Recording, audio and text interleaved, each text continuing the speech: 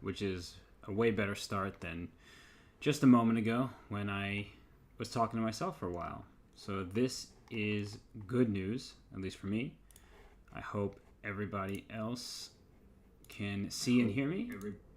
I am going to test this just for a little bit, and then I will start talking about chess because we see that moves are underway. So this looks good. I think this is working. Will I be streaming day 2? Yeah, I'll be streaming day 2, and I see that being asked on Danya's channel. But I'm here. I'm covering it. Danya will join a little bit later. He is currently dealing with the matchup between Hans Niemann and Daniil Dubov. And for those of you who are here, thank you. Where is Danya? I see some tears. I left a blank space above me. You'll write his name. No, actually, it's already there. You don't need to write that. But we are getting some action here between Hikaru Nakamura, Magnus Carlsen. That's the big matchup of the day. Of course, it always is when those two square off. Hello, birdhouse in my yard. Hey, everybody. Danya playing Title Tuesday. No, Danya is not playing Title Tuesday. He's, in fact, commentating, but he's commentating the matchup between Hans Niemann and Daniil Dubov. So, best backup Danya ever. So you don't even know what you're saying there because... You know, there's only one Danya in this world. That's obvious. Sorry, I'm going to have to be on top of all the production today. But the reason why you don't even know what you're getting at with that comment is because I do have a real Danya here. You don't even realize it. It's just getting started. But where is he? Where is he? There he is. Look at that guy. Look at that guy. That's Danya. That's the guy that you all want to see. So, did it work? That's the question. Did it work? I think it did. And so, yeah. There, you have your Danya. I've paused the video on his channel, so I didn't actually see it go up. But there he is. Such a cute Danya. The best Danya. That is the best Danya in the world, and he is here to share his wisdom with you all. And the game between Hikaru Nakamura and Magnus Carlsen is underway, and there's Danya to help you figure it out. He looks like he's about to blurt out a terrible pun. Yeah, Danya has always been capable of that. Was he playing the Rogozin in this photo? That's a great question. Let me zoom in. I have it open on my phone right now. I to know because there's pawns on c4, d4, and e4. So, and there's no dark square bishop, so it could be some kind of Nimzo, honestly. But either way, it's Danya doing his best. It's a sad reminder that Danya could have crushed you even at that age. Well, that's okay. Danya's fantastic. So, what's going on here? It's the second day of Norway chess. Yesterday, we had a lot of fun in the first day. Today, it's me solo for a while, and then Danya will join a bit later. I will do my best to keep you all entertained. I don't have the arsenal of puns that Danya does, but I will try to sprinkle them in every now and then. His little smile. Yeah, Danya was just an adorable child. And I had the honor of playing him when he was more or less that young. Maybe a little bit older than that, but look at those curls. Look at that guy. Oh. Back when I played him and he was around that age, I thought I was getting him with Teddy Bear during the round because he just looked like he needed a little stuffed animal to complete the picture. But okay, let's talk chess now. I am keeping an eye out as best I can. YouTube, I'm coming for you right now. Don't worry. I know that we're live there as well. So those of you... Ooh, what did I just do? Clicked on something I didn't want to, and I got some music starting to play. What is my opinion on Hikaru versus Fabi yesterday? Asked YouTube chat. Well, I think that Fabi struggles with Hikaru. Hikaru noted that he offered Fabi a draw, which Fabi declined, and maybe he had some aspirations of winning because he's lost a bunch of games recently to Hikaru, but that streak continues. So, all right, let us get going with the actual chess now. without further ado, I'll bring that to you. And let me see. There. Okay. So we see that Magnus, he's just played with bishop c5. We have that book glyph on it. Maybe I can turn the glyphs off, but that's not really a need at the moment. But bishop c5 played by Magnus Carlsen. I just want to point out that these types of moves, where the e5 pawn is under attack once and defended once, that there is a bishop over here on a4 that can successfully take this knight on c6. But what happens in these variations is that once the knight gets captured and black takes away from the center, you see that this queen has more access on this line, the d file. So if you go ahead and take this pawn over here on e5, you immediately lose the game thanks to this attack, a mating attack on f2, and the knight is under attack on e5. So this may be familiar to many of you out there who may be more experienced in chess, but important to keep these ideas in the back of your mind, because if one thing had changed, if this white king were already castled, then that e5 pawn would have been hanging. So if white castles here, that actually opens up the threat of bishop takes c6. Castle has in fact just been played, so watch out if you are Magnus Carlsen. How long are the book variations in this line? So what the online servers tell you is book, and what the players have in their databases at home are two very different things. So for impressions of Danya, I will do my best. I can't promise that.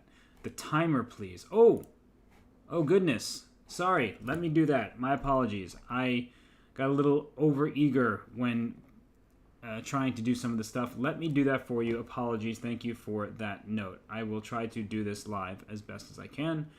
Let's see. How do I do this here? I have too many things. This, and let me... Okay, I'm going to try to do this live, everybody. I haven't streamed on my own in a long time, but please forgive me if there are any mistakes. Okay, I think what's going on there? So I open this. What's going on? Close that. Get that closed. What did I just copy? Did I do the wrong thing? Okay, here we go. So that's a new input. Okay, I see what's happening. I have to edit this live. Sorry, everybody. I wish I were better at this, but I will do my best to get it done. All right. Let us get that there. Let's crop it. Sorry, you all can see this being done. Let's crop that. And you're just hearing clicking, but I am trying to get this done. Honestly, not even sure what you guys can or can't see, but I'm doing my absolute best to get you the timers, and should be good soon. Give me 1 sec. Okay. Can you guys all see that? Does it look okay? You just watch me do my absolute best. My mic is a little bit quiet. Let me see what's going on there. I will try to fix that as best I can as well. So apologies. I am juggling a bunch of things, but also trying to get this done. Did that add the timer? I think it did. Great. Thank you to Melnak for the sub to Danya's channel.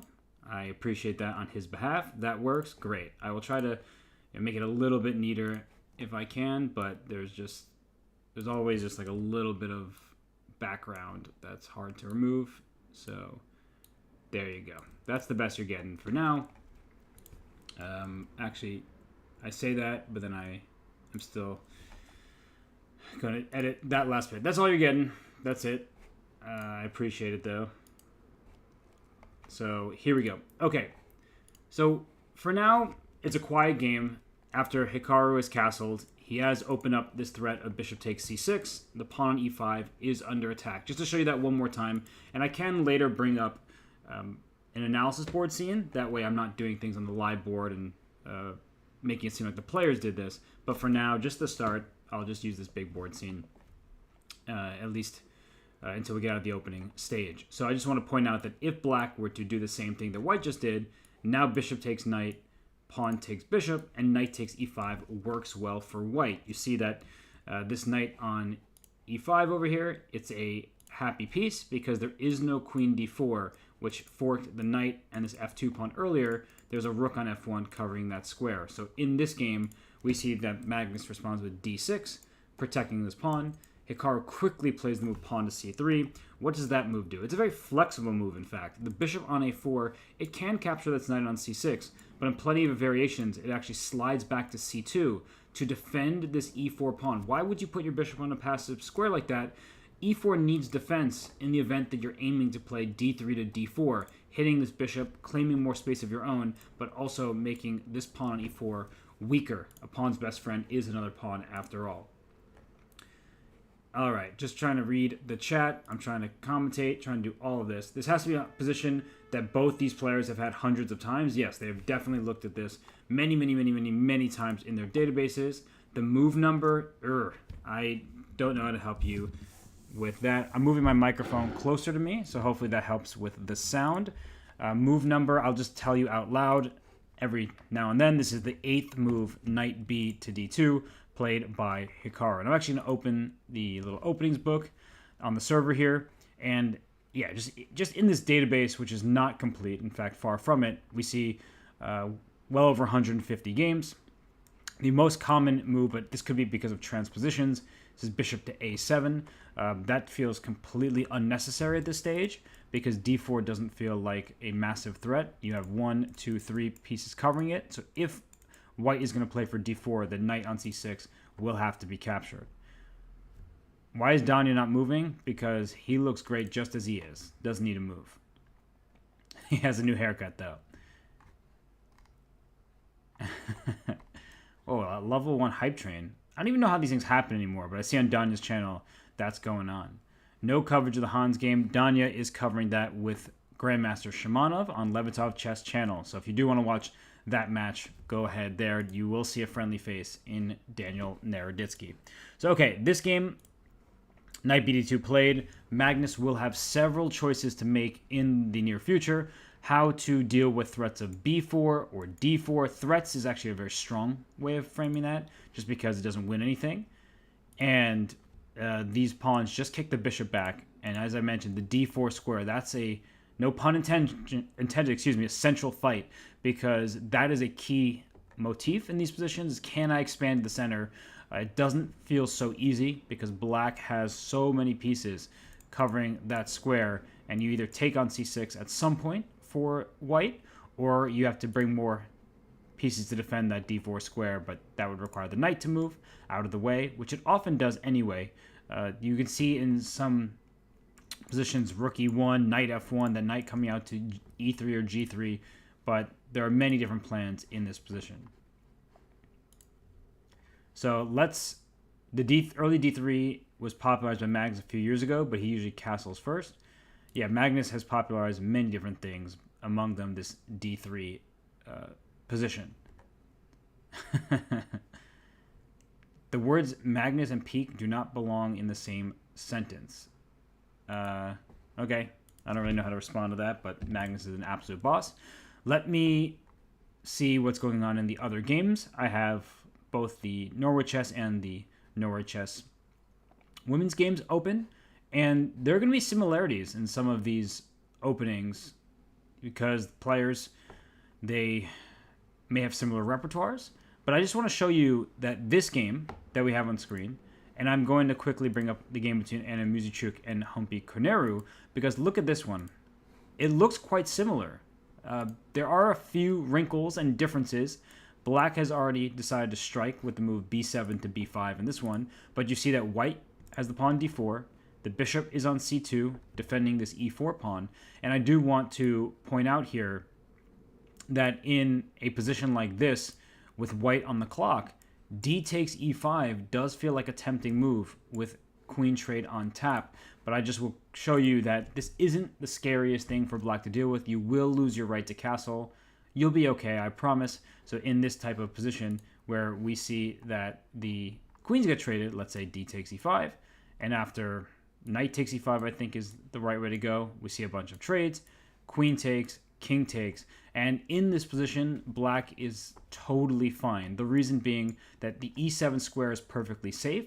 Your king doesn't want to be in the center when queens are on the board because it's easy to attack, right? You see a check against the king, but that won't be very scary. The king wants to go on e7 anyway. Why does the king want to go on e7? The rooks get connected. The king is closer to the fight without queens on the board and a pair of knights having been traded. It's harder to get an attack going, so the king can be used as a weapon in the later stages of the game, whereas in the earlier stages, you want to keep your king castle tucked away as it's harder to attack. So this game, h3 was played. We have not seen captures. Don't worry, chat. Haven't forgotten about you. The evil bar can go the same way as capes. Is there a chance we get the eval bar? We can get the eval bar a little bit later. I actually don't think the eval bar is super helpful or really necessary in the opening. And the reason why is because if there is a major mistake, I will show you it. And oftentimes the players, the engine may change a little bit here or there, but it's part of their repertoire. And we can often be misled or perhaps put too much stock, or should I say stockfish. Ha! That's one for Danya and all his fans. There you go, making questionable puns. But we put a lot of stock in what the engine says, what the eval bar looks like. But sometimes it's part of the plan, that if the opponent doesn't find every single accurate move, well, then you've just equalized, and it's not actually a bad decision. It is like Danya never left. He will never leave you. Don't worry. Don't you worry. He's here for you. I see people talk about Magnus having nothing to prove. That's true. I don't really know what he would. Is using the evaluation bar while commentating still considered cheating? That's funny. No. I can turn on the eval bar, I can turn on the analysis, but I often find that when you see the evaluation bar, you're not calculating as much, right? You're just relying on it, and sometimes using it as a crutch can be very helpful because it is the honest evaluation of the position, but in other positions and other times, it's not really that necessary because it may say white is 0.4 better or 0.8 better, and you say, wow, white must be much better. We saw the evaluation go up quite a bunch, but that actually isn't always the case, right? We have to take position difficulty into account, and that's, I guess, what I'm here for, to translate all that's happening for you. So, okay, let us go to a different game. h3 has been played, taking away the g4 square from the bishop. That would have been good to pin the knight and apply maximum pressure on this d4 pawn, but this is all standard fare. I'll keep going around to the various games. 1 second. How do I find this? Okay, here we go. And why don't we head to the game between Arjun Erigaisi and Gukesh? And the reason why I want to head there is Gukesh is deep in the think tank, and that surprises me somewhat because Gukesh is very well prepared. He's played a world championship. He's won a world championship. And so you don't expect Gukesh to be that far behind on the clock, at least this early on. So let's look what made him pause. He is still on the clock right now. If we go from the start, we have knight f6 on move 1, e6, and here we see bishop to b4. So this opening with the bishop coming out to b4, it attacks and pins that knight on c3, which makes that e4 pawn push harder. Black often plays the move d5 right away. It's not the only option, but d5 and bishop b4 are main continuations. After d5, we often get a very different type of game than what we see here with bishop b4, g3 being played even before developing your knight to f3. g3 opens up access to the g2 square, so we get a kind of Catalan position. And as the game continues here, a3 played. You see it's still in the book.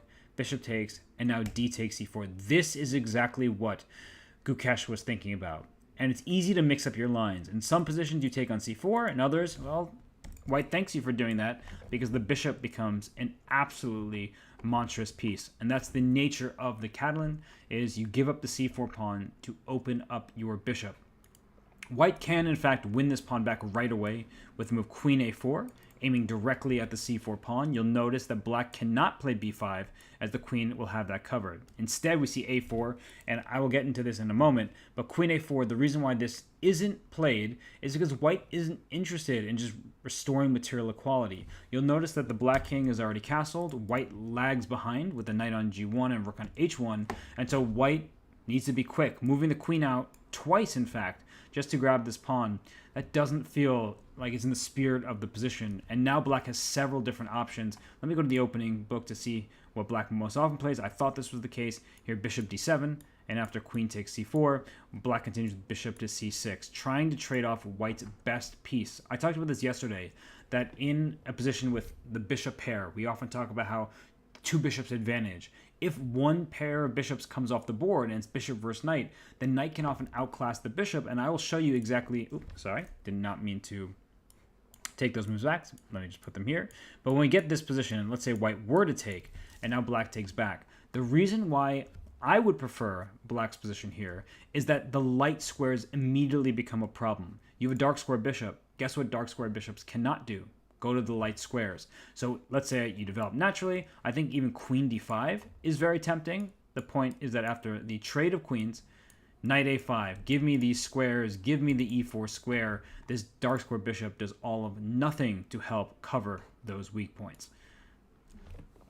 So I'm looking back at the chat now, just trying to see what's up. When did Danya reverse age? Yeah, he's a Donjamin Button. And these types of positions are ones that I think white would be best to avoid. So a4 was played in this game. That makes a lot of sense to me. It's given a thumbs up. These thumbs up are funny. I don't actually like these on the screen right now, so let me try to get rid of them. There, it's gone. The thumbs up is fun and all, but at some point just everything gets a thumbs up and an exclamation point when it's just a natural looking move. But a4 does deserve a thumbs up because this bishop can come out to a3, and I was just talking about positions where the dark square bishop gets outclassed by a knight. On the a3 f8 diagonal, that bishop can be very valuable, and most importantly, black wants to play this move c5, and I actually think that this is the intention in many of these positions, but it's easier to accomplish in theory than in practice. So let me see if I can do something real quick. 1 second. I will try my best here.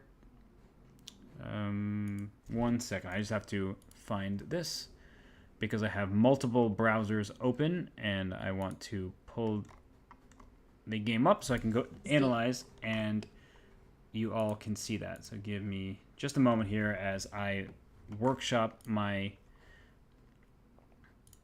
I can hear the live broadcast. Every time you open up a game, that broadcast plays, and I am trying just to get the games. Okay, I do think I have successfully done this now, and great. So bear with me, everybody, doing my absolute best. And I think we are ready for this. Aha! There we go. Wait, he went away. Don't worry. Oh, but I don't have the timer.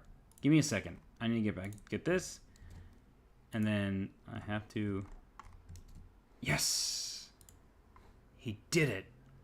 Feeling really good about what just happened there. So thank you, everybody. I'll accept your round of applause. And don't worry, Danya is still with us. He went nowhere. So I want to analyze this position. I hope this looks okay to everybody. Please let me know if there's anything that can change or can be improved. That's perfect. Yeah. Thank you. Thank you.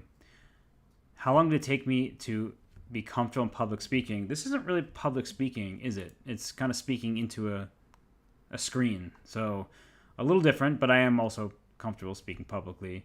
I don't really have an answer to that question. There was no specific moment, but thank you for the question nonetheless. Okay, so I have the live board down the left. I am bringing up the analysis board on the bigger board. You can see the clock. It's ticking, and hopefully this is good enough. Okay, so black wants to play c5, and actually I do think that black can get away with it, but it gets very complicated very quickly. So c5. you're trying to aim at white's center. White does have 2 pawns connected right here, and black would like to shorten the pawn chain. As I often say, a pawn chain is only as good as its base pawn. The c3 pawn, potential target, but also doing a great job of keeping the center defended. So bishop a3 would be the natural reply. The pawn on c5 is immediately pinned. If you take this pawn on d4, you lose your rook on f8, and that would be very, very bad news for black. Yes, you get a bishop, but white gets too much material. This is a huge advantage, if not a winning one. So why can black try something like this? Usually you play a move like c5 to open up a diagonal for your queen. c3 is threatened. If you simply react to the attack on the c3 pawn, say with some kind of queen move, like I think queen c2 feels quite natural. That way you don't walk into some future knight e4 ideas, because the knight will likely develop to f3, although don't count out knight h3 because the bishop is so strong on the diagonal. But just to finish off a variation like this, black can give up this pawn over here on c5 in many different types of positions. You can also try to defend it with knight b to d7. I think that move looks quite natural. White will continue with knight f3, and black will move this rook somewhere. Say rook d8 looks pretty good. This file is one that may just open up, and now we have just a very combative position. The queen on a5 also applies pressure on this a4 pawn. If this knight were to ever jump to b6 and the bishop coming to d7, maybe that pawn gets in trouble. The queen can slide back to a6 in some positions. It's not the most natural square for the queen, but it keeps your extra pawn defended. And I would say that I would prefer to have this position from the white side, but some people are very greedy and they would claim that black is doing more than fine, given that this extra pawn is hard to win back. You can eventually try to move your knight to d2, but then this d4 pawn becomes a bit of a target. And if black is able to take on d4 and play knight to b6, we get a completely different style of game where black is a pawn up, but white has all of the fun dynamics in his advantage. So, okay, a4 played. Gukesh continues to be on the clock. Any questions so far? I'm looking. Cowboy Rage, thank you for subbing to Danya's channel with the Prime. I saw that just now. Caught it. Feels like white is just defending. I don't think I would consider white defending in these positions, unless you meant like just holding on to all the weak points, in which case I do agree. I feel like white does have a lot of fun in the Catalan. And speaking of Daniil Dubov, who's playing his match against Hans Niemann, he loves these setups, and he actually inspired Magnus Carlsen to play it in the World Championship, where the bishop, it is not just compensation, it could be even more than compensation for a pawn that you've sacrificed. Remember, that pawn was on d5. So this is the trade-off. You win a pawn, you open up a diagonal. So when people talk about double pawns being bad, I want to point out that double pawns often open up a file for rooks. Capturing a pawn with your pawn opens up a diagonal for a bishop. Yes, black can play c6, but let's say black plays c6 now, just to kind of emphasize the point that this bishop is very powerful. But the move c6 is ugly in its own right because the knight loses a forward jump. The bishop on c8 is just terrible. It's not getting out. You stop white's bishop from looking active, but you've completely trapped in your own bishop, and you're not getting activity here. This is a clearly better position for white. Black doesn't want to hold on to the pawn for absolute dear life. You want to gain some activity for yourself as well. So you can get e5 in as black. Black often does try to play the move e5. And when can white play rook a to b1? All great questions. White can play rook b1 in the near future. Had white played that a turn ago, let's say you started with rook b1, I see exactly what you're aiming for. The problem is it's a little bit too obvious, and even if you were to capture on b7, there's a clear drawback. So let's say I make the move h6, and you decide, oh, I'm going to take on b7 with the bishop. After bishop takes, rook takes, this rook is a loose piece. This rook is a loose piece. This queen is happy to spot both of those rooks, and you're going to lose one of them, unless you can create a new version of chess where your queen jumps over a pawn to f3, which would defend both rooks at the same time. You are, in fact, just losing material. So rook b1, it's a little bit too obvious. It's a move that doesn't help you develop further. Later in the game, you may consider putting your rook on b1. It makes perfect sense to me. But for now, a4 is a multi-purpose move that was played by Arjun. It allows your bishop to go to a3. It stops any b5 pushes in the future. b5, of course, not available right away, but there are many positions where black puts this knight on d5 to block in this bishop. also attack the c3 pawn, and then later plays for b5. I guess I could show you something like that. I'm just sort of making moves. Please don't take them to heart. But if we get something like this in queen c2, these are the types of positions where black is successfully able to make a move like b5. You don't need to do that because your pawn on c4 isn't under attack. There actually is a way to go knight c6 to a5, defending your pawn with your knight, also giving yourself this b3 outpost, which can be nasty. So these positions are very, very complicated, and I think that Gukesh, he's going to find himself in time trouble really quickly if he doesn't feel comfortable and confident. If black commits to c6, then a5, a6 push looks pretty uncomfortable. Exactly, that's a good point. So thank you for suggesting that. All right, let us go to a different game because this one is still Gukesh on the clock and we haven't seen all the games. Honestly, I'm trying to find the most exciting openings and we're still so early in that I would actually go with Wei Yi versus Fabiano Caruana. Let me pull up, sorry, I have to do this in two different ways. Wei Yi versus Caruana. So let me see, did I get that right? I did. Okay. Thank you, everybody, for supporting me. I appreciate it. It's not easy out here, but I am doing my absolute best to get everything set for you. Danya is joining today just a little bit later, everyone. So he will be joining later today. Okay, so let me actually just see something real quick. All right, I see that the timer is not quite centered in the scene, but that's okay. I will deal with that another time. H4 was just played by Wei Yi, which is why my attention gravitated towards this board. I mean, just to throw in this move seemingly randomly, there's no attack going on, the black king isn't even castled. So actually I'm going to throw it to you, chat. Why did Wei Yi play this move H4? Does he read the Twitch chat? I'm not sure if he does. I'm not sure who he is, but some people read the Twitch chat. Is that an actual photo of Daniel? Yes, indeed, it is. So why is the move H4 played?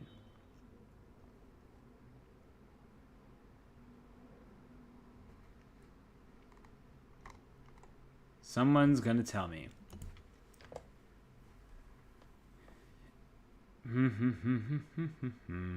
To take space, okay. That is a very good observation. H4 does gain you space. Not allow the bishop to develop. To meet knight g6 with h5. So waiting move. We got some good suggestions here. To look sophisticated. That's a funny one. To imitate AlphaZero. AlphaZero has influenced the best players in chess for sure. So I think people are getting to it to prevent... Well, someone said to prevent g6 is also a really good point. I would say it prevents knight g6, which wasn't even a possibility. Because let's say... I promise you I will not play h5 after knight g6 is played.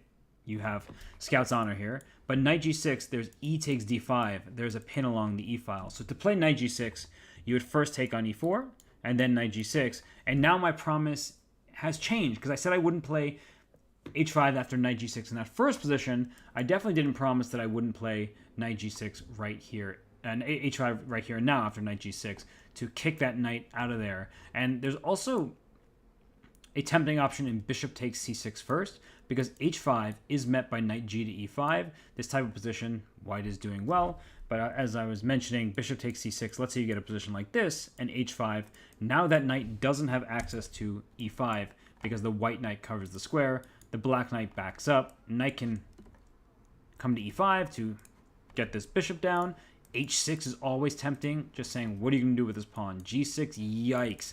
Give me the dark squares. This is just absolutely tragic for black, and I would guess that white is just completely winning at this stage. So there are all sorts of ideas here by this move pawn to h4. I like that suggestion that g6 is also met by h5. This rook on h1 happily stares through the h-file to the rook on h8. If you play a move like bishop g7, you still have to be on the lookout for h6. If your bishop thinks it's coming forward, think again. The move e5 is going to hurt. In this position, is this a good move? Somebody tell me. Does e5 win this bishop on f6? I'll wait for you, chat. Let me know. Does e5 win a piece?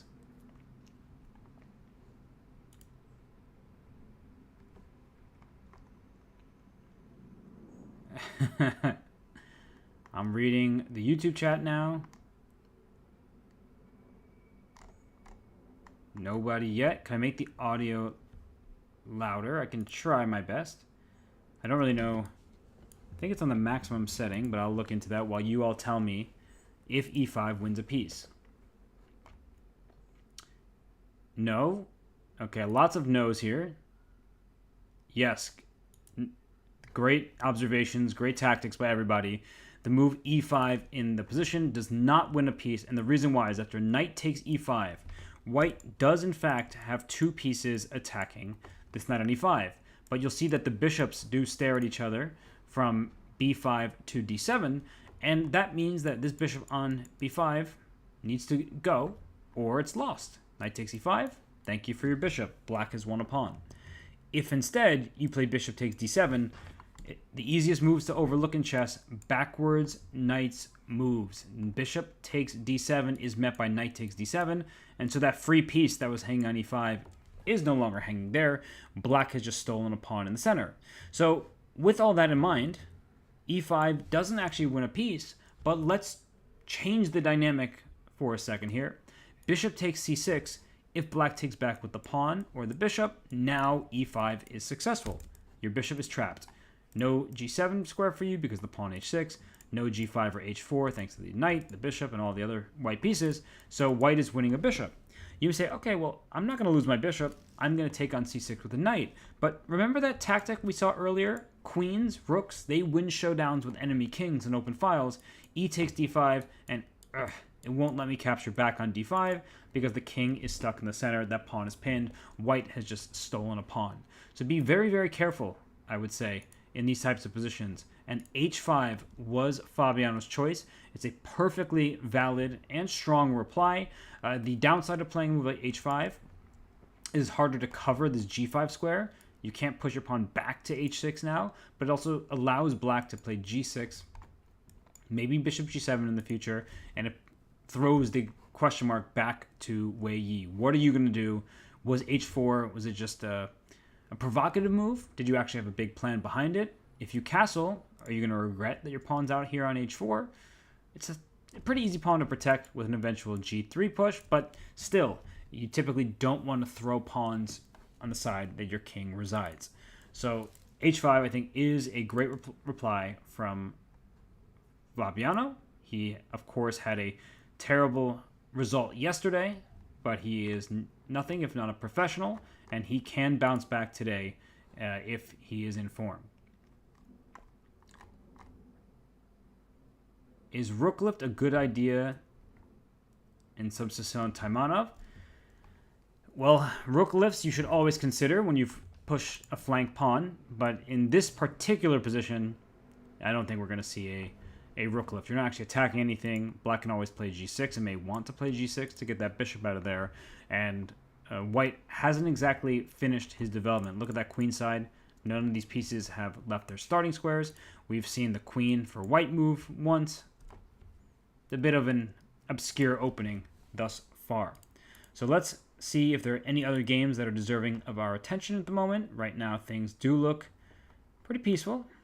I actually see some change happening in some of the games, a few trades here and there, but for the most part, the games are quiet.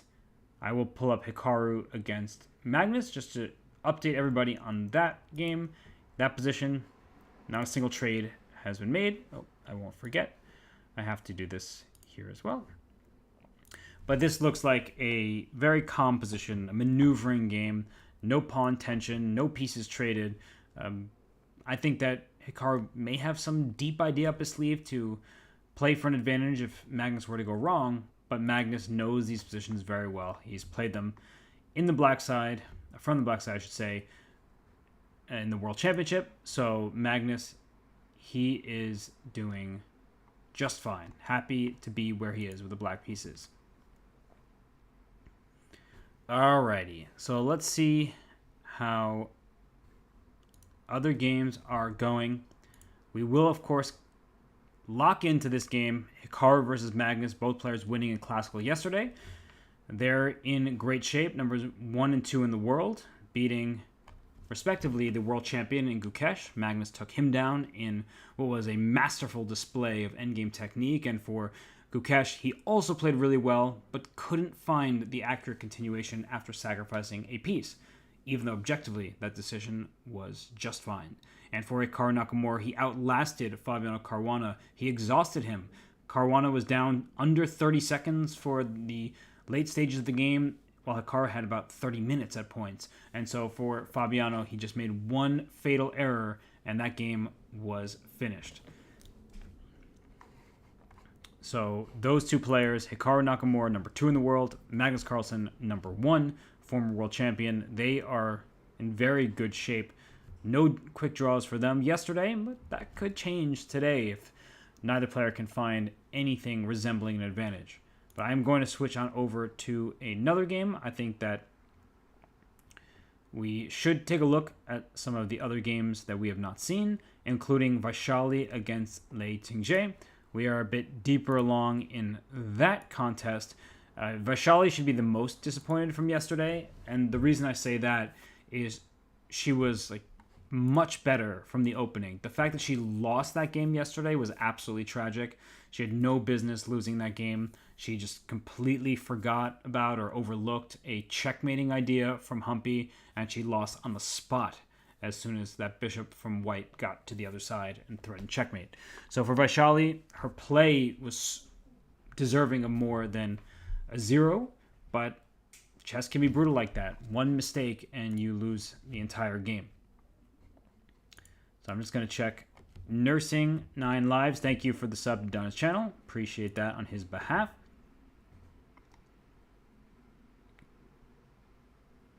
I see some questions. I will try to answer them a bit later, just because I've changed the games. But thank you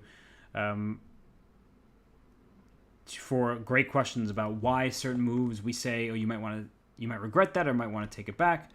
And these are really, really good questions. So thank you for asking them. I'm doing my best to look out at all chats and try to get as much detail as possible. So this game here between Vaishali and Lei Tingzhe, I will just quickly go through the moves because it was a Petrov, and this has been played many, many, many times before. It's a bit of a game of copycat, except Black's knight is more advanced. That would seem like a good thing for the black side, and as we continue copying each other, you see the downside of having the knight so advanced. So having pawns or pieces in enemy territory can be really good if it threatens the opponent's king or restricts a piece, but it can also be bad because it makes it easier for your opponent to attack them. The bishop on d3 already attacks something. It's the knight on e4. The move c4 gains important space, attacks this pawn on d5. So black played c6, white chopped, black recaptured, and knight c3 with a developing move. White attacks a pawn on d5 and this knight on e4 at the same time. So that's what I'm trying to highlight here. I know that may not be the most obvious thing, but try to think about that when you play your own games. That pushing forward, we often say, yes, we're getting aggressive, we're going for the attack, we're trying to win games. But if you do that a little bit too soon, you may be putting your pieces in immediate danger. And this isn't a losing situation. Black is not giving away material. But you can see that white played c4 with an attack, played knight c3 with a threat on black's pieces, and black went rook to e8, protecting the e4 knight a second time. You see two pieces here. And can anyone tell me what happens after knight takes d5? I'm not going to put the move on the board because I want you to calculate. Is knight takes d5 a free pawn? Or what are the ramifications of that decision? You're all going to say, of course, it's not a free pawn because Lei Tingzhe would never just blunder a pawn this early in the game on move 10. But what happens after knight takes d5?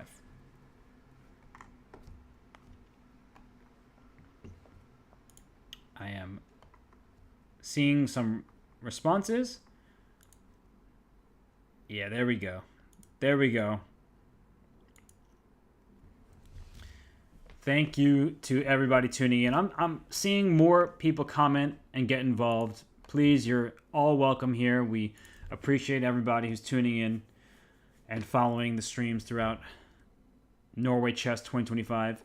Bishop h2 is correct. to all of you who said that, and there were many, that knight takes d5. There's a queen in line with a knight. There is one piece in the way. Bishop takes h2 is a check to the white king, and after white takes back, I don't know if it matters so much, but I'll just take back with a knight. Queen takes d5 is played, and now material equality is restored. That doesn't mean that this game is just simple and it's going to be equal the rest of the way, because now white has a pair of bishops on an open board, but white also has the worst pawn on the board. Even number of pieces, but not the same pieces, and eventually one side or the other could obtain an advantage and get the upper hand. So h3 was played. Now, by the way, h3 stops bishop g4, but it also creates the threat of knight takes d5. If black were to play knight c6, now you're going to understand why that little h-pawn move was so important. Knight takes d5. You could still make that check over here, but you haven't won the pawn back. After white takes back, say with the king, and we get this position here, I think the bishop can come out to e3. You can hear an ambulance going. Sorry about that. Apologies. But move like bishop to e3, and you see that white is now up a pawn. d4 is protected. This is not at all what black is playing for. So after h3, we've opened the threat of knight takes d5. Black says, all right, that threat is removed because bishop e6 doesn't work out as you've cut your rook off from the knight on e4. So that would actually give white a pawn in a different way. Really important to note what changes with every move made. And now knight takes e3, pawn takes e3, and a4 from white. So I'm going to just pause here for a second, and I will say that white's position looks slightly better in some ways, but worse in others. Where is white better? The bishop on d3 looks very promising, staring towards the black king, rather. It doesn't have many defenders. It also can support, say, an a5, a6 type of push. I like the semi-open b file for white's pieces. The queen can come out to b3, applying pressure on b7, and also on d5 in many positions. And I think that part of the reason a4 is played, we saw this in the Arjun Erigaisi game against Kukesh. Bishop a3 becomes, I don't want to call it a threat. That's really generous to call bishop a3 a threat. You're just offering an exchange of bishops. But white would like to trade these bishops. I'm going to make a very bad move for black a6. And the reason this is bad is that later white can even play a5. But I'm just trying to make the point that in a position like this, white wants to gain access to this e5 square. White also will bring this queen out to b3, maybe start focusing the attention on the queen side.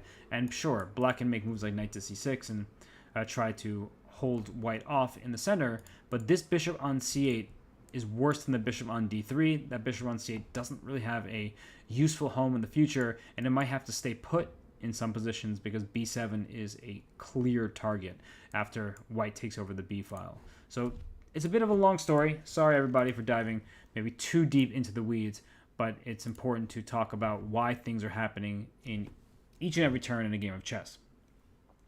Danya is covering the Hans Niemann versus Daniil Dubov match, the rematch, I should say. So that's where Danya is at right now. Thank you, Petty Shrimp, for that Prime subscription. We appreciate you. And thank you to everybody who is throwing us some subs and all the follows. We do really appreciate it. It makes shows like this possible, and we hope to have more of them. So all of your support is really meaningful for us who are going for this. Yeah, I made that joke before, Durf on Turf. All right, so let's go away from this game for now. Lei Tingzhe, she's doing fine with the black pieces, but Vaishali should also be happy with her position. Just to maybe go back to the game between Annie Muzichuk and Humpy Koneru. Humpy won that game against Vaishali yesterday, but wow, this is a spicy looking position right now. I think that black sort of has to castle. I would not be keeping my king in the center any longer after this move, rook to e1, because I see this move e5 on the docket, and I'm very, very scared. I don't know about you all, but I do not like it when rooks stare towards my king. It looks too worrisome for me to deal with.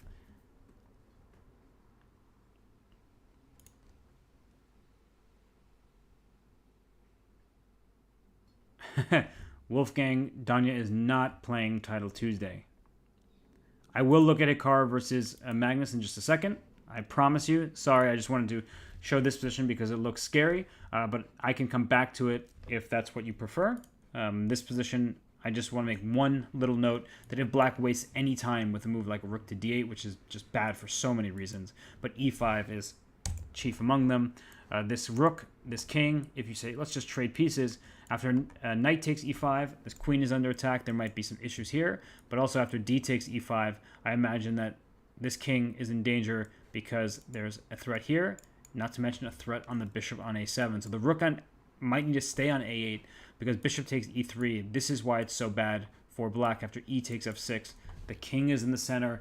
Otherwise, you could play bishop takes d2 and maybe get away with it. But now that bishop is pinned, the bishop is lost, and so is the game. So many tactics here in the position. I do think castling will be necessary. White can still consider this move e5 in plenty of the positions because the queen opens up to h7. Knight g5 becomes a threat sometimes, something like this. I don't know if I totally buy it, but there are things to watch out for. Immediate checkmate threats that black could stop with a move like g6 or even f5. That move might be even stronger because after e takes f6, en passant, that's still a checkmate threat, but after g takes back, the queen protects, the knight, the bishops, everything going well for black. Pawn structure is overrated, as Danya says, and here I would definitely agree with that. That black's isolated pawn on f6 and semi-open king, doesn't matter. This pawn can also roll, white's in trouble. So I will go back now to Hikaru versus Magnus because the people have asked, and it is a marquee matchup, one for the ages, and things seem to have changed in this game. I see that the evaluation bar off to the side of the live board suggests that Magnus is the one with a slight advantage, and that's very believable because Hikaru's knight's on f1. You can maybe at some point gain some space with c5 and b5. I don't think b5 is the right way to start because there may be some knight c6, although there's tactics. Like, let's say b5, knight c6, bishop takes f2 check. I think this is something that white needs to avoid. That's check to the knight, more importantly check to the king, and then white drops that knight and is down a pawn. Not good at all. So just to point out that b5 is available. c5, you can start with that to kick the knight. Knight f4, one of these knights, not sure which one. Probably the d knight rather to f4 because then you open up some threats on the d4 square to give white an isolated pawn. There may be a timely sacrifice on h3 that white needs to consider. I'm not really liking this for Hikaru. I don't think that this is the right way to play. Maybe some wires have been crossed, mistook some line for his preparation. There's something that I just really find passive about Hikaru's position right now, but he is up on time, and maybe that's his plan, to use the clock as a weapon and also to try to get to Armageddon. I don't think he's trying to win this game in classical.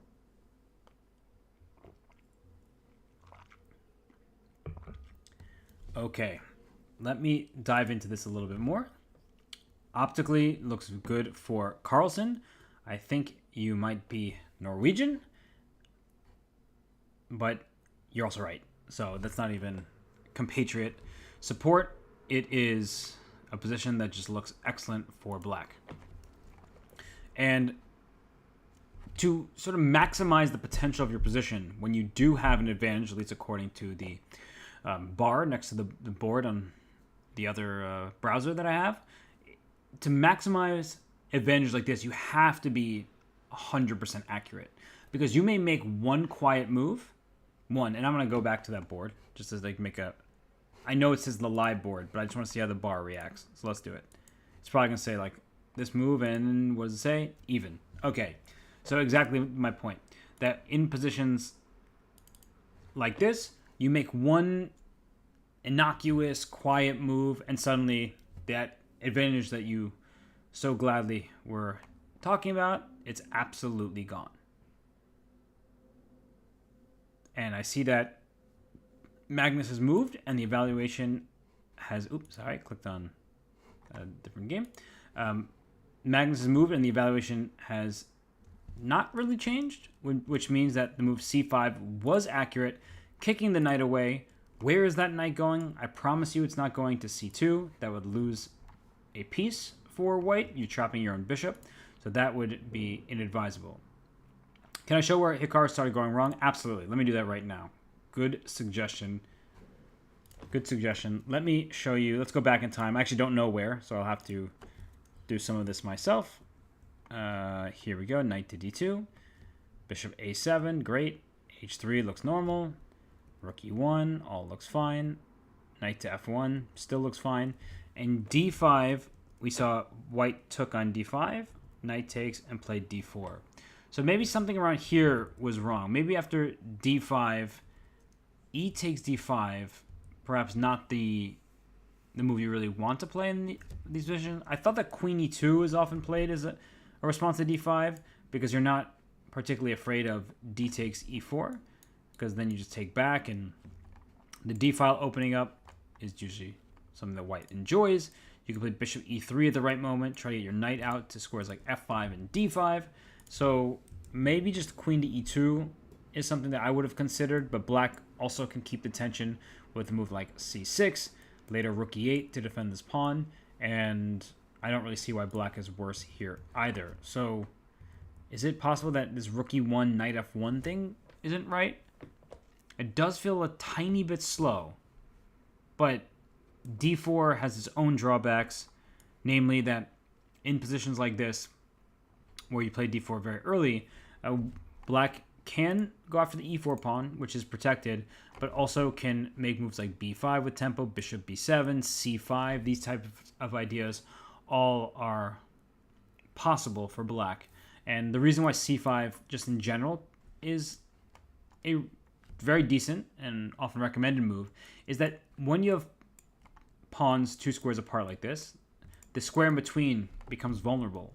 But the only way that white can go for that square is moving this knight 2 more times. It's a long journey, and there's a knight on f6 already covering it. You wouldn't play c5 if this bishop could jump out to g5 and get rid of your knight.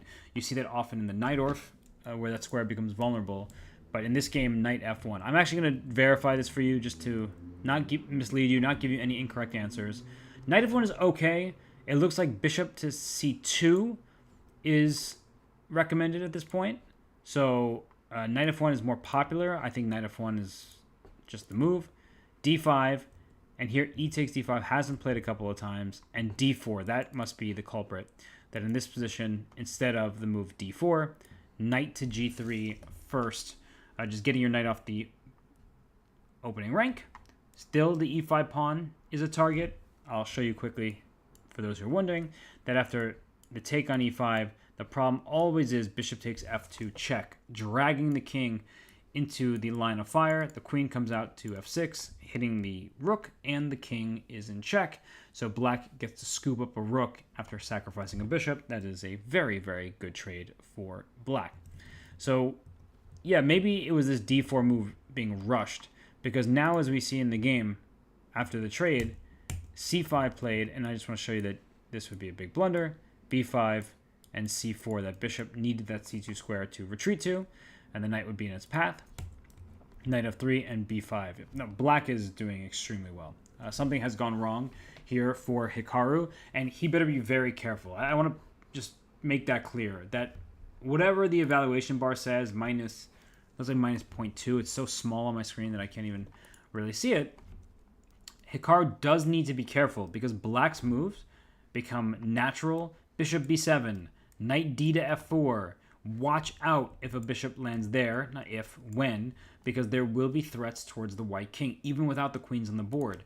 And once the knight gets to f4, watch out for c4. The bishop on a7, that becomes a monster staring into the heart of the white position, that f2 pawn. The d3 square is accessible by the knight on f4, and with the bishop on b7, there might be a capture on f3. I hate Hikaru's position. I like his time, but I really do not like his position, and he needs to be super careful right here and now, because these types of positions turn fast, and you don't want to get into a worse endgame against Hikaru Nakamura, that's for sure. But there's bishop e4, great suggestion, great idea, but it doesn't necessarily work in this position, because bishop e4. Can somebody tell me what happens if white plays bishop e4? Which looks like a perfectly good decision to challenge for this diagonal and pin the knight on d5. What would happen? What would black do if bishop e4 is played? I'm going to wait and see what you all think.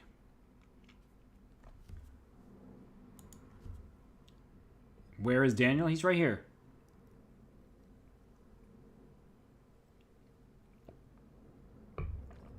Okay, I see one suggestion, but I know there are more people. And here they are rolling in. Many, many suggestions here. Because world champion, this, that, yada, Whoa. yada, yada. And it seems as though he's not well prepared for this line. I'm hearing something, but I don't know where it's coming from. Very early on, after the loss yesterday, he's definitely feeling some... Where is that coming from?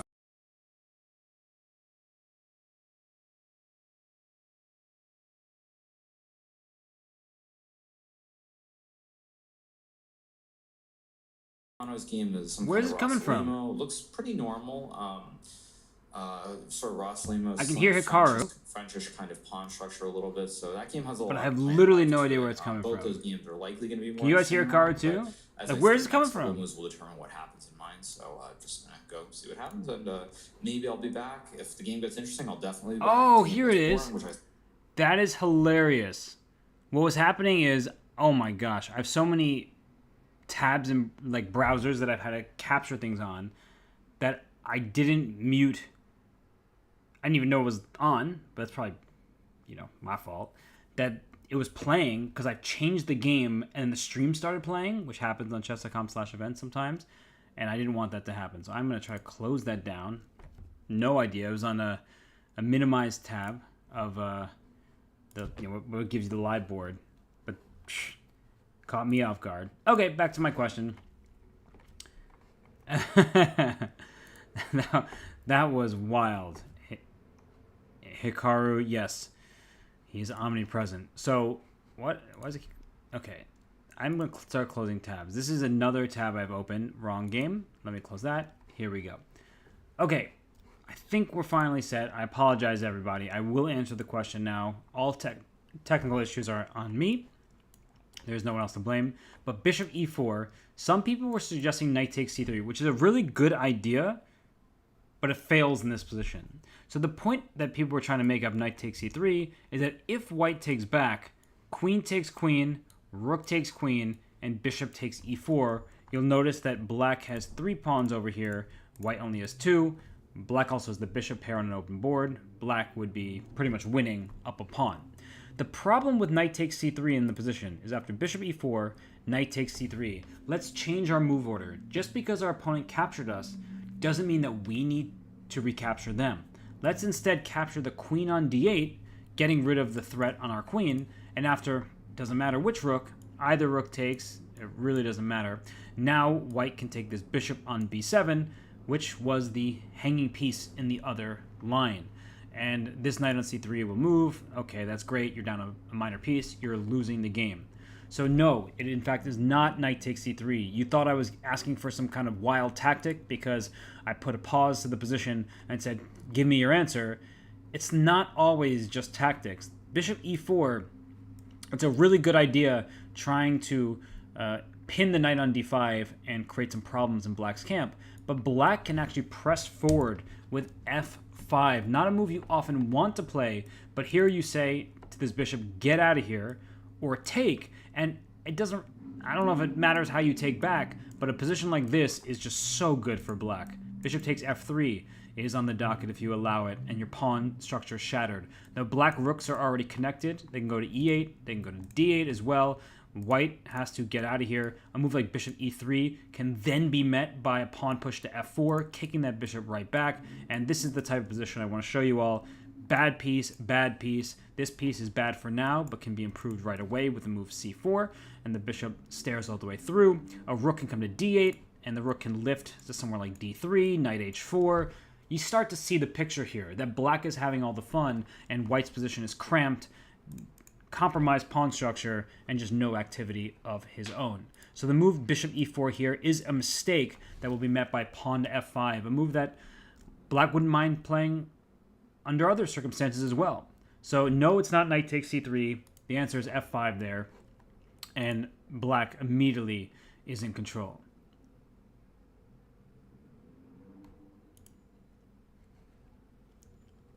And I'm seeing a bunch of comments trickle in. Magnus is cooking. Magnus has a good position. I wouldn't even say that he's playing well so much as Hikaru made a hiccup there. And now Magnus has a very nice natural position for his pieces. And I'm going to do that thing where I'm going to open up on my side of things, the engine and see what the computer recommends for white. I would say that the second move that's recommending is, I don't think I know somebody who would play bishop g5 here. For starters, f6 just kicks that bishop back. Looks perfectly good. And also, aren't you inviting the queen onto some better squares? Maybe queen c7 here is tempting to me. But then there's bishop e4. That might be the point. Okay, that actually makes sense to me. Queen c7. Then you can play a move like bishop to e4, and you're attacking the knight, and then you try to trade bishops. Still better for black after knight to f4 over here. Such a valuable square in this position. But that, I think, is the idea. But I still don't understand. f6? Bishop e3? I mean, this is not really how humans want to play chess. The bishop on e3 can be captured at some moment. You have created perhaps an eventual target on g6. You've removed one of the defenders, but I'm not buying it. I don't think bishop g5 is going to be played. That's just a really unnatural sequence. So what else do we... Ceci says knight to e3, according to a commenter. Knight e3. Okay, what happens if black goes knight to f4? This looks really unpleasant for white. The idea in many positions is to take this knight on f3, shattering the structure. I don't even think I'm exaggerating. I would argue that this position has the feeling of one where you've already made a major mistake and you're like almost on the precipice. You know that you should be able to find something that's only like a bit worse, but it looks like a position that you can just blunder a pawn in like the next 3 turns. So I think this is really bad for someone said c4 for black will definitely be a move to consider. These bishops are really strong back here. I don't get it. I really, really don't get it. I think something went wrong with Hikaru's preparation when he made this d4 move. When he did, things just started to get out of control. Knight e3, knight df4, c4 then. But that's not... If that's... I don't really see how that works. There are going to be ways to even just trade queens. Like, let's say I trade the queen here. If you take with the rook, I already can win a pawn on these squares.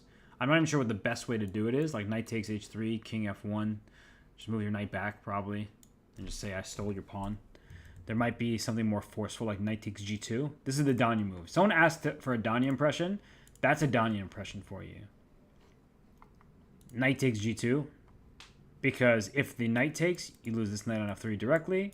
If the king takes, knight h4 is check. And that knight is pinned. And that knight is being captured. And black wins the house. So knight e3 was suggested. Knight f4. I mean, black will play c4. White definitely cannot play c4. I hate this position. What about a4, b4, c4? Okay. And I see some comments as well. I'll throw that in there. The bishop takes d1 instead. The problem with bishop takes d1 is you defend this f3 knight, but your rooks are far away from each other. You don't have development of your bishops. A rook can come to d8. A knight can come to d3. White has no threats. Like, you did kind of just prevent black's threats for the moment, but you can increase the pressure. I would consider move rook to d8, rook to e8. Looks really ugly. Really, really bad.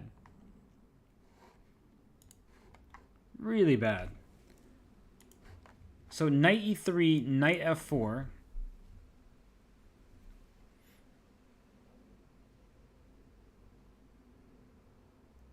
I just don't like this position. You can tell me that the engine finds something and I'll be completely unsurprised. The engine always finds some way out, but no, this doesn't look good. Not in the slightest. Thank you, Molecular Chess, for the prime. I see that. I appreciate that. Appreciate all the support. Ay, ay, ay. I wonder if Hikaru's looking at this position and already really worried about his ability to survive it, because he's been on the clock for a while now.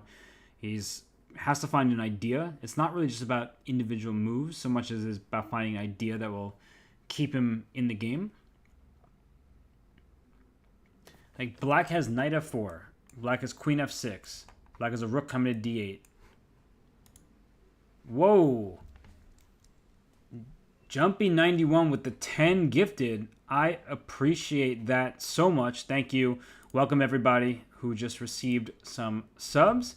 Welcome to the channel. Use the emotes, have some fun with it, and learn some chess. Oh, some Dodgers and some first-time chatters. Welcome everybody. I appreciate that. What about knight g3 and knight e3? What about bishop g5? I mentioned bishop g5 very briefly. It just doesn't feel very natural to me, because black can even play f6, and your bishop has to retreat to some not impressive square.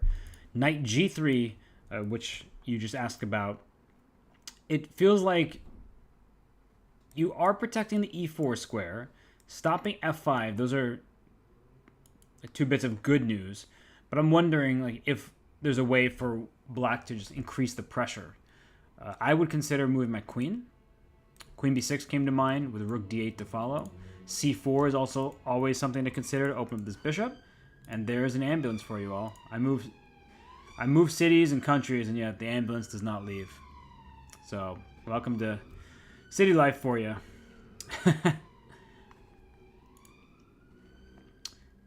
Queen c7, c4. Ooh, really good point just made here. That queen c7, that if you get in a position like this, queen takes g3 becomes a threat.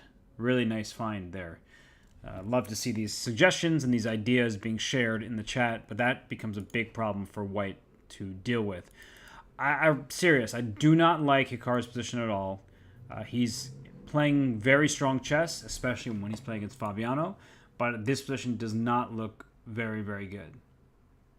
Like, it looks like one that's just so much easier for black to play, and Magnus, he's just so good at pouncing on the opportunities. When he feels like he can play and his opponent is the one in danger, like he starts to get those talons out and just try to claw his way to victory. So I'm going to leave this game for the moment just because Hikaru is thinking and his position is passive. I promise we will come back to it. Of course we will. It's the marquee match of the day. But why don't we head on over. Thank you again, JMPY. Another gifted there. Why don't we head to the game between Wei Yi and Fabiano Caruana. And I haven't shown you Sara Kadem versus Ju Wenjun. I'll show it actually just for a split second. And the only reason I'm showing it for a second is it's a symmetrical position, equal material. I don't think that it's the most fascinating position in the world. I think Sara just is happy to try and make a draw against the women's world champion in classical chess and then test her luck in the Armageddon. So I'm leaving this game, but I just wanted to show you what it looked like. And then we are going to get to the game I wanted to show you, Wei Yi against Caruana. Let's go to that one. I think that the latest move played... I have to turn that off on this board too. Okay. Call the ambulance, but not for me. B4 played, given a question mark, and objectively speaking, it appears that that move was in fact a mistake. Black should be slightly better, but the answer to that, why is black better, is often really difficult. Like, look at this position. Black's king is in the center. White is attacking the c5 pawn, the d4 pawn. You take on b4, you lose d4. You take on c3, you lose c5. These are tricky positions that it's going to be a struggle to get right. And what is the best move here for black? Wow. See, this looks bad for black. I'm going to be honest for you as I just glance at the options here. Ambulance for Danya, exactly. Norway chess was started relatively recently. It's not a historical event in the same vein as Vaikonze, but it's a fantastic event, often featuring the absolute best players in the world, including none other than Magnus Carlsen. So it is relatively new, but still a staple of the chess calendar. I do want to show you everyone that pawn takes b4, c takes d4, and if this reminds you of Magnus's center yesterday against Kukesh, I don't blame you. It does look promising. I mean, these pawns are very impressive here, and I would never play like this. Like, I would not want this position from the black side. Your king is still in the center. So we can see on the live board that b4 was met with a question mark, but if we just go through the options of why it could receive a question mark, like d takes c3, b takes c5 over here, this looks even worse because white will then take this pawn on c3, play d4. It's a very impressive pawn structure and center, I should say, for white, and black is going to be down a pawn. That looks terrible. So there must be some move that punishes. It could be a move order thing, or there might be just a move here that punishes white for playing b4. Knight g6, okay, that does protect the c5 pawn with the bishop, but I don't think this is right, because knight g6, let's say white takes on c5, and black takes back on c5, and then we get something like this. Takes on d4, bishop takes. We get a series of trades, and if we pause here, it's even material. I see my rook is hanging on a1. I'll play bishop b2, and this looks like another promising position for white, and the reason why is that black's king is still in the center, g7 is loose, h5 might be loose in some positions, but it's a mixed bag. It's really a difficult position to assess, because if this queen just goes back somewhere, I'm not sure if d8 or d7 is the better square. Even b6 is possible, but let's go to d8. Taking on g7 just feels wrong. You invite rook g8, and then next you invite knight takes h4, and I think that it's the white king that's in trouble. Also, knight f4 is going to hurt. And if instead of taking on g7, white plays like a move like g3, covering f4 and h4, we get a position where black can't easily castle without dropping the h5 pawn. d3 is loose as well, so there's that to keep in mind, but it's really complicated. I won't pretend that I know how to properly evaluate this position, but something just intuitively tells me that white should be better because of this very impressive bishop. The king on g1 is not in danger, and white does have an extra pawn in the center. Black has this b pawn, white has this d pawn. I'd prefer to have pawns in the center with so many pieces on the board. So b4 played. Still no reply from Fabiano. He's going to have to calculate here. Is there knight f4? Yeah, knight f4 is always going to be a thing in those positions. Is the issue d takes c and knight e5, some quick kingside attack with the bishops pointing from c6 and c5? D takes c and knight e5. In some positions, I don't know exactly where you're asking that. Sorry, I'm only seeing the comment now. But yes, if your bishop can get like on these diagonals, then it can be very promising for black. But it's a long way away from getting there. Michiko, it's not your birthday, but it is somebody's. And Fabiano played a6, I see. And I can see on the live board that the evaluation didn't change. Fabiano Caruana, he loses yesterday, can be trusted to find the best move today. And now that the move is on the board, it actually just makes perfect sense. c5 is defended tactically. Does anyone know what I mean by that? It's not defended in the current position, but after bishop takes c6, knight takes c6, the bishop on f8 covers the c5 pawn now. So after b takes c5, bishop takes c5, the d4 pawn is protected by two pieces. The bishop comes alive, And now all of a sudden, black's position looks healthy. You can castle in near future, and you have a pair of bishops on an open board. So this kind of dynamic here looks good for black. Have to say that this a6 move responded with bishop a4. So I'm wondering, can Fabiano now play b5? The issue with some of these positions, as we were showing, was that the d4 pawn was loose. But to b5, bishop, I think, to b3. I don't know where else it's going. Bishop b3, now knight g6. There's no longer this capture on c6. And that was the downside in that previous position, is that the knight was captured on c6, which led to the fall of the d4 pawn as well. And now b takes d5, there's bishop takes c5, c takes d4 will always be met by knight takes d4, and black is just cruising here because the rook is hanging, the h4 pawn is hanging. This is just losing for white. I mean, you're dropping material on the spot. Terrible, terrible position. So Fabiano finds the correct move a6. If he doesn't play b5, I would be shocked. I think that was the very clear follow-up. I wonder, d takes c is also now an option with bishop takes c5, knight d4. So d takes, that's interesting. That's interesting. How about b5, b takes c5, ooh, chickens. That's a great question. What about this? Oh, we're about to have a fun day today, aren't we? I wasn't thinking of the piece sacrifice, but now that you mention it, these are my pieces. I love it. Look at this. You have, oh my goodness, like, you're just have a wall of pawns here in the center that can next go to d5 and then to c6 once you kick the knight out of there. What in the world are we looking at? That's cool stuff. That's really cool.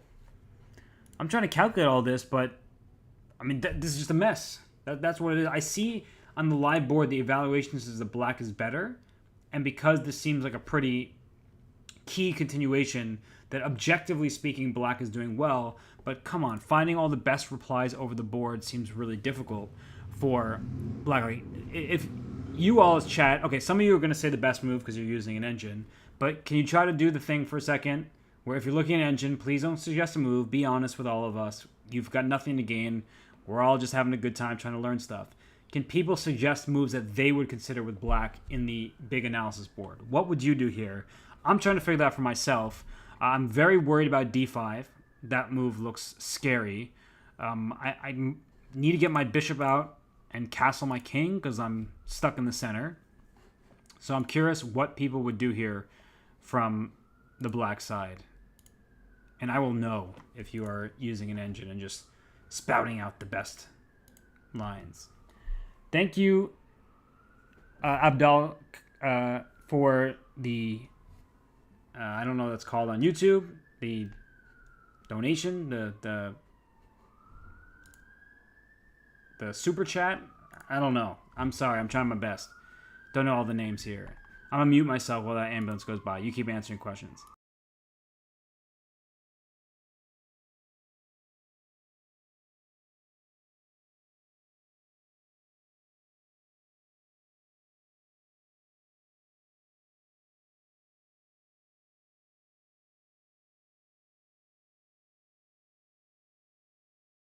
Ambulance doesn't really seem to be going that quickly, so I'm just going to try to talk over it. Sack a piece back. Knight g6 is the most common suggestion. Okay. Ooh, Michigo, thank you for the 5 gifted subs. Really appreciate that. Welcome everybody to the channel who is now subbed. I really appreciate that. We'll try to get more emotes going on the page, but thank you so much to Michigo, really appreciate that. Not New York. I do not live in New York anymore. In fact, on my Twitch channel, it says where I live. So you can do that thing where you look if you can. Knight e to c8 to try and maybe get to b5. Okay, so we have knight move suggestions. That seems the most common. You could see e5 to just try and disrupt the pawn push. That doesn't disrupt it. because it actually invites the d5 push, but it does free up your bishop. So I think if I'm reading this correctly, you want some kind of like d5, the knight, but it's happening too fast, and the e5 pawn also falls. So I don't know what you're going to do about all this. It looks very scary here. Knight g6, just to quickly dive into that variation, that was my first instinct. Like if you go d5, now this knight can come to e5. Reminder to everybody that e takes d5. E takes d5, there is a very big issue. The king is on e8 still, and queen e7. I'm guessing there are many good moves here for white, but rook e1 looks the best to me, because if this knight moves somewhere, the queen slides out the way, and there is an issue down the center of the board. Main street is open, and it's a problem for black here. So d5, knight c to e5, c6, some kind of like bishop c8 type of move, but it's just like, look how many pawns are coming. You can play d4, you can play f4. F4 looks really bad, so don't play f4. The reason why f4 looks bad is you're exposing your king on this diagonal, and this knight has an outpost on g4, so queen takes h4, bishop c5, all these moves become threats, queen b6, and that's not how you play. You can't just throw all your pawns forward when your king is a bit exposed itself. We were looking at b5, bc, ba, cd, and then knight g6 is a main suggestion. Just such a wild position here. Scary. You would go random to rook b8. This just looks horrible. Pawns that close and his pieces not even developed. It's hard to play when someone's throwing their pawns at you. It's really difficult to deal with all this stuff. Knight g6. Yeah, I mean, people are kind of saying the same thing. So you all have your mind set on knight to g6, which I'm in agreement with. Some people are saying knight to b4, which is more interesting than I was going to give it credit for. But at the very least, white can just play a3. Like if you bring your knight up here, I can play a3. Your knight has to go right back where it came from, and then I'm playing d5. And I don't think you've accomplished much on the black side by playing knight over to b4. But I mean, I get the idea. So I applaud the idea, even if I think it has a clear drawback. You're trying to stop d5 from having so much power, and here e takes d5 would be available, because after e d5 there's this knight takes d5, and it's still awkward for black because your king's in the center, your pieces are all hemmed in here, but you're also up a piece, so you'll be able to get out of it. White doesn't have an immediate attack. So this is what is being calculated right now. That's why we're analyzing this line. That's why we need to dive into the details. The particulars are important. So knight a7 trying to go knight b5. In some positions that will be good, and just to continue to go down this variation, knight a7 to b5, not bad at all. I'm gonna do that thing. I'm gonna just check what it says. So the idea makes sense now that I see the move, and I'm actually appreciative that you all didn't suggest this move, because it shows me that you did what I asked. You tried to analyze the position yourself. The move here that's best is bishop c8, believe it or not. Bishop c8. It makes a lot of sense now that I see it, but it's really difficult to play. The point of bishop c8 is that d5 was the threat, and you've opened your queen up to stop that move d5. You also immediately apply pressure on the d4 pawn, and you're just trying to get enough time to develop your pieces. The reason why I struggle and would have a really difficult time playing this move bishop to c8 is it looks like you're undeveloping your pieces and setting up for the next game. And white could consider bishop b2 to protect, could consider bishop e3 to protect.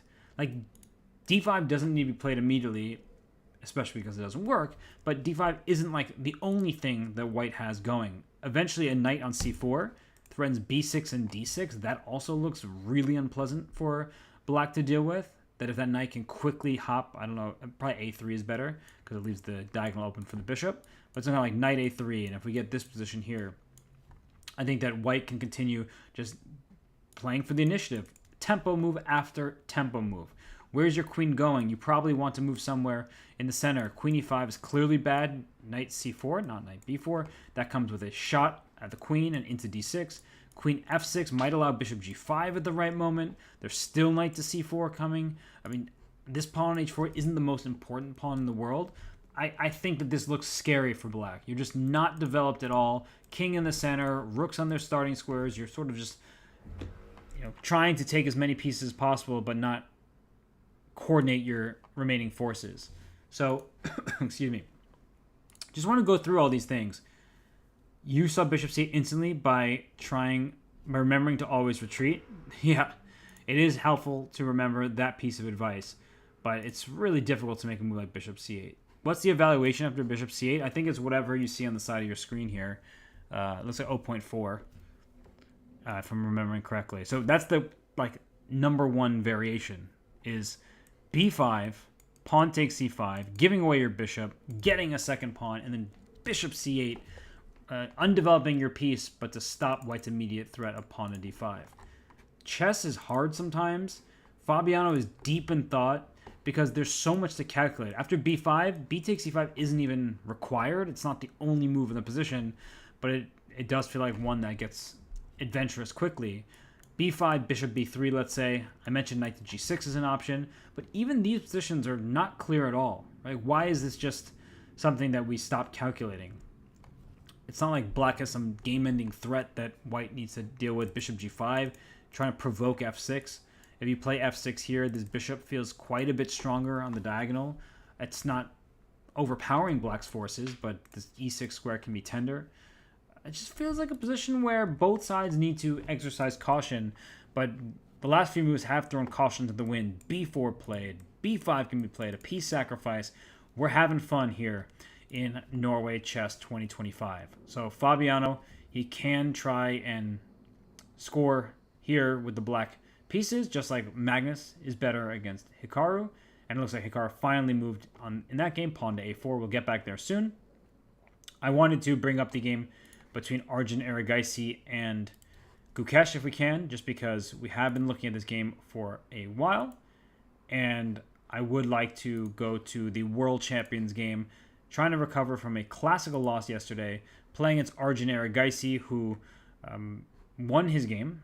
He is probably very happy at the moment, given his game yesterday. Sorry, one sec. I will try to find and change this game. Here we go.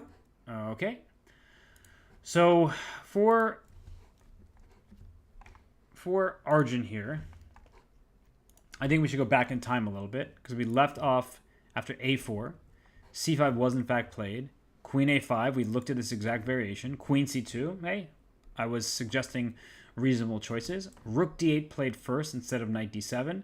So I think Gukesh decided to give back the pawn for rapid development. And wow, he allowed bishop e7. Woo! This game got spicy. So knight a6 attacks this bishop. Of course, white is going to give it up. Bishop e7. Rook takes d4. Not a sacrifice. There is a pin on the c3 pawn. This is awesome.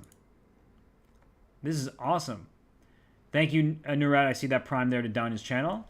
Oh my goodness. So Arjun was in prep until this move. Like, look at that decision. Giving up the pawn on d4, knight f3 with tempo. And this is why sometimes we give up pieces, right? A gambit. What's the point of a gambit?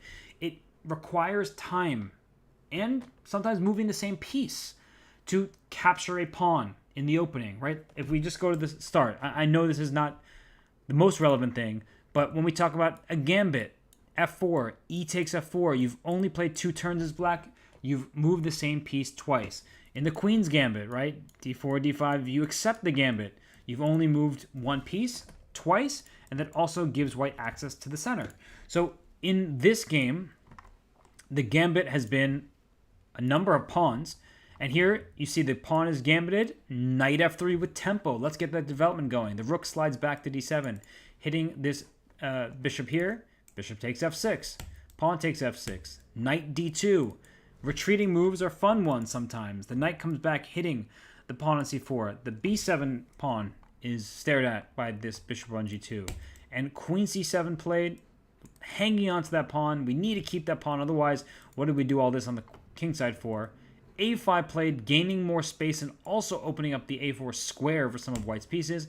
And rook to B8 was the choice of Gukesh.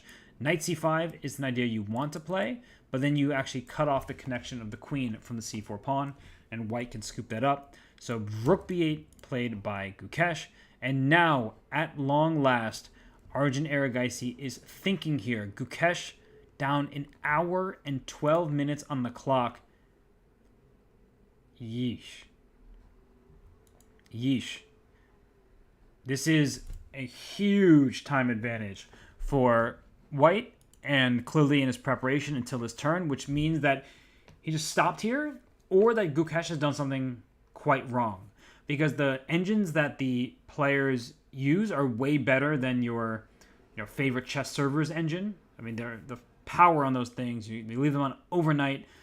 They have people studying each and every turn with a tremendous depth. So the last move, rook to b8, it could be Arjun finally thinking because Gukesh has made a mistake, or Arjun's like, all right, now we got to figure things out. And I understand rook b8. Rook b8 allows black to push this pawn.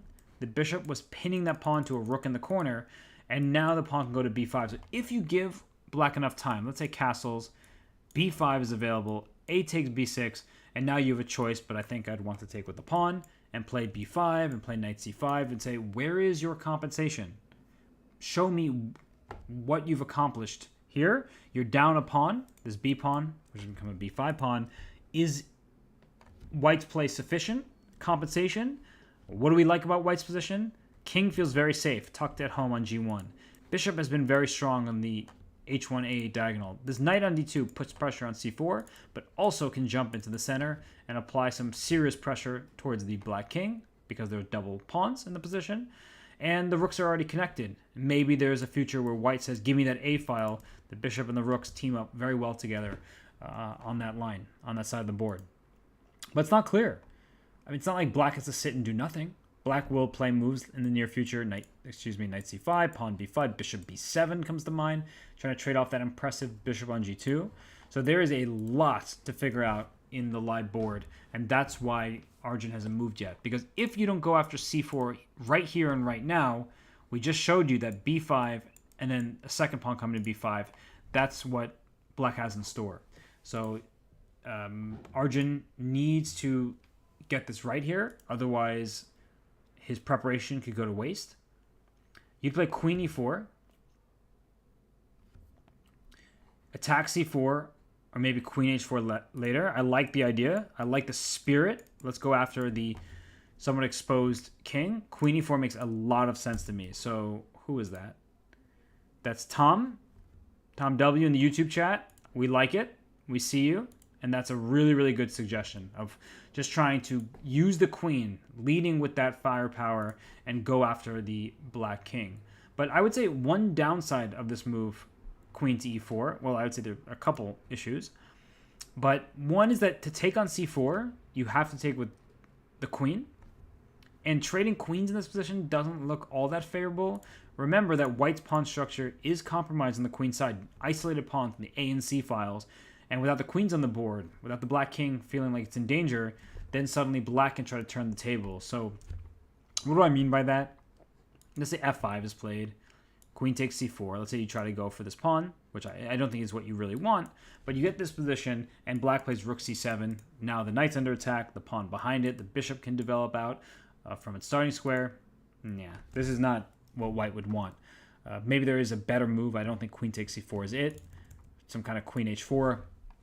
Although then queen d8 comes to mind for black, trying to get those queens off the board as quickly as possible so that you don't get attacked.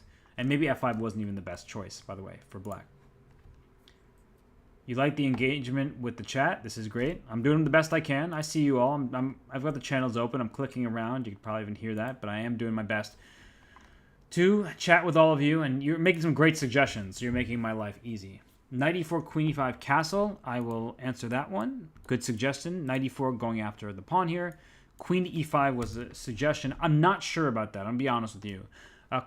Typically, we don't like defending things with our queens out in the open because Queen is the easiest piece to attack. Once there's something in line with it, it has to move. It's the most valuable piece. So f4 comes to mind. How are you going to protect f6? Queen f5. And then here's g4. Get out of here, right? I'm just going right for your queen. And if you take this pawn thinking you've won a free one, here comes rook f1. And now you're losing this pawn on f6 with check. The h7 pawn is in trouble with the queen lined up. The rook on d7 is hanging. You don't want any part of that.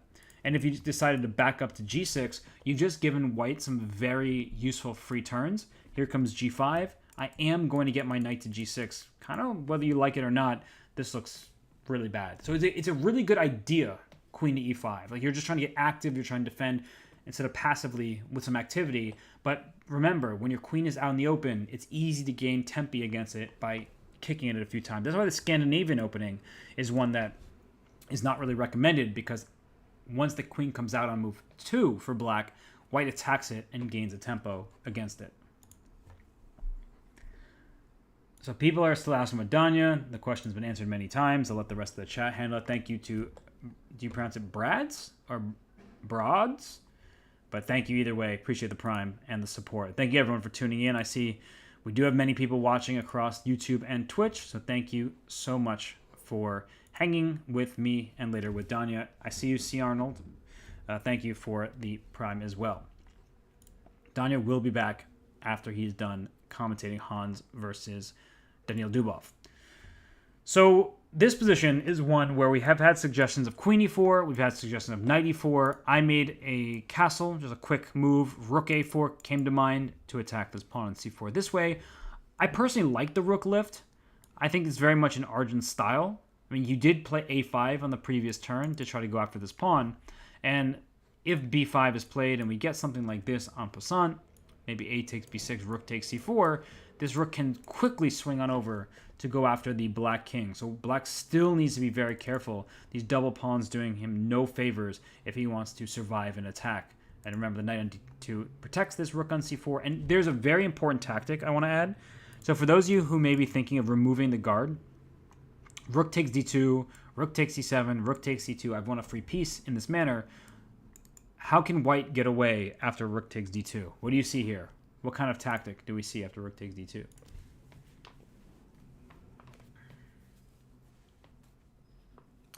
And I'll answer that question, by the way.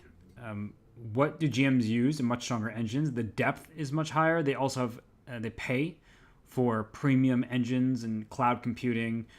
They, of course, use all of the latest and greatest technology that they can afford and have access to.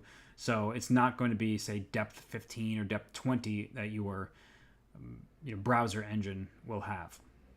So, like, go look at whatever engine you have on Chess.com/events. I'm sure the depth is like somewhere between 14 and 20 something, but they can keep going up with that so it sees much deeper into the position. Check is right. Checks captures threats. That is correct. Rook g4. I see all you saying it. Rook takes d2. The point is you're removing the guard, and if this rook is captured, you lose your rook on c4. But rook g4 check is an important intermezzo, hitting the king on g8. The king has to move somewhere. It doesn't really matter. The next move is queen takes d2. So white actually is the one who tricked black into a blunder. You need a blunder check, and sometimes the answer to a blunder is a check. Rook g4 gets the job done. The rook on d2 is lost. So we're going through all sorts of different tactics here, different variations. Rook a4 tempting, knight e4 tempting, queen e4 as well, castles. All these options are what Arjun is considering, and that's why he's finally spending some time. And while he does that, I'm just going to quickly look what's happening elsewhere. Hikaru, and we just see Arjun has moved, so that happened. Hikaru deep in the think tank. Fabiano, he did not play b5. We actually are in a position that I mentioned earlier, and it's one that is very unclear, where I thought that white would be slightly better, but perhaps Fabi says otherwise and believes in his chances. So let's look here and see what's going on. Quickly in Fabi's game. Oh. Okay, let's sorry, I'm gonna pull that game up just because we have had some changes, and I think it's important to note what they are. I will bring that up on the second window as well. And then, of course, we will get to Magnus and Hikaru's game, where Hikaru has misplayed with the white pieces. He's slightly worse, but I do want to sit here for a moment because this game has been really complicated. And I know for some of you that jumping around can be difficult, but that's the nature of chess tournaments. There's so many interesting games happening at the same time. In this format, wins are worth 3 points in Classical, and loss is 0. And then if you go to Armageddon, the winner gets 1.5, while the player who loses gets 1. By the way, why does it say... I'm only noticing it for the first time now. Why does it say Wei Yi has 1 and a 3.5? I think that might be a mistake. So I don't know. You can't get the 3.5, and no one could do that. So whatever. That's just it's a confusing system. The format is not one that is like super obvious because it is like football scoring, the Premier League scoring, whatever, the World Cup, where you get 3 points for a win. And then it's 1-1 for a tie, but here there's also that 1.5 if you win in Armageddon. So let's look at this position a little bit. We see that the dust has settled quite a lot in the center. Instead of b5, Fabi played knight to g6. We saw b takes c5.